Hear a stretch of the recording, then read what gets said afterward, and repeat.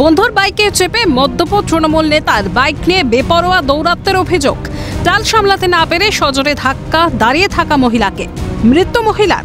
হাওড়ার কদমতলায় বিক্ষোভ এলাকাবাসীর।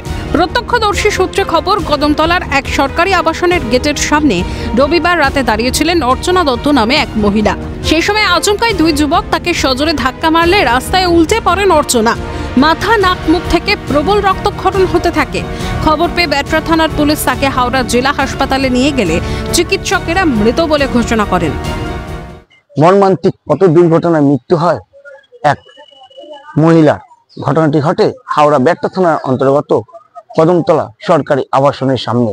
জানা গেছে, মদ্যপ অবস্থায় দুই বাইক আরোহী এসে ওই মহিলাকে সজোরে ধাক্কা মারে। যদিও সমস্ত অভিযোগ অস্বীকার স্থানীয় তৃণমূল নেতৃত্বের। কিন্তু এবার কোনো ঘটনা, দুর্ঘটনা, কোনো অনৈতিক নৈতিকতার এসব যেগুলো বিষয় এলে আইনের পথে চলবে। আচ্ছা, সেখানে মন্ত্রী বা তৃণমূল কংগ্রেস কখনো মন্ত্রীও এই কথা বলেন না, আমাদের নেতৃত্ব এই কথা বলেন না, আমরাও বলি না এই কথা।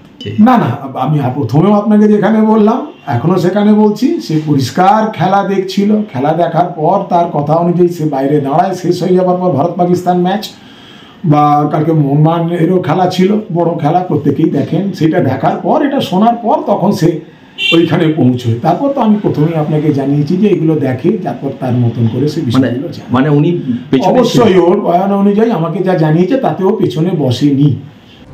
স্থানীয় বাসিন্দাদের অভিযোগ, হাওড়া পুরসভার 23 নম্বর ওয়ার্ডের তৃণমূল যুব সভাপতি অভিজিৎ মণ্ডল বাইকের পিছনে ছিলেন। বাইক চালাচ্ছিলেন তারই এক বন্ধু অরুণাভ দত্ত। অভিযোগ, দুজনেই মদ্যপ ছিলেন। অরুণাভ দত্তকে গ্রেফতার করেছে বেটরা থানার পুলিশ। জিজ্ঞাসাবাদ করা হচ্ছে অভিজিৎ মণ্ডলকেও। 11টা নাগাদ যিনি মারা গেছেন তিনি আমাদের গেটের কাছে এসে দাঁড়িয়েছিলেন, বাড়ি যাবে বলেন। ওনার বাড়ি হচ্ছে সলপে, উনি বাড়ি যাবেন বলে দাঁড়িয়েছিলেন। এমন সময় যিনি আর কি মেরেছেন তিনি আকণ্ঠ মদ্যপান করে বাইক নিয়ে, অভিজিৎ মণ্ডল, উনি তৃণমূলের সভাপতি 23 নম্বর ওয়ার্ডের, উনি বিজলি বালক সংঘের ওখানে আর একজনকে সঙ্গে করে নিয়ে আকণ্ঠ মদ্যপান করেছিলেন এবং এই রাস্তা দিয়ে মানে প্রচণ্ড হাই স্পিডে এসে ভদ্রমহিলাকে ধাক্কা মারেন। মারতেই সঙ্গে সঙ্গে এখানে পড়ে যান। উনি পড়ে গিয়ে আর মাথা থেকে প্রচণ্ড রক্তক্ষরণ, আর যে মেরেছে সে বাইকটা নিয়ে সোজা ওইখানে একদম নর্দমার কাছে ঢুকে যায়।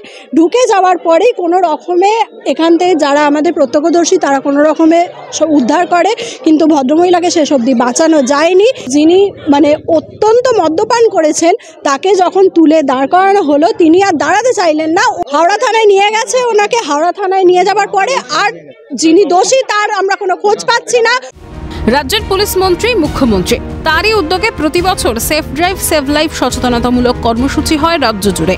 সেখানে তারই দলের এক যুবনেতার এত দৌরাত্ম্য, তাও আবার মত্ত হয়ে বাইক চালানোর অভিযোগ। তাহলে আর কাকে এই শিক্ষা দিচ্ছেন মুখ্যমন্ত্রী? দেবকুমার দেওর রিপোর্ট, ক্যালকাটা নিউজ।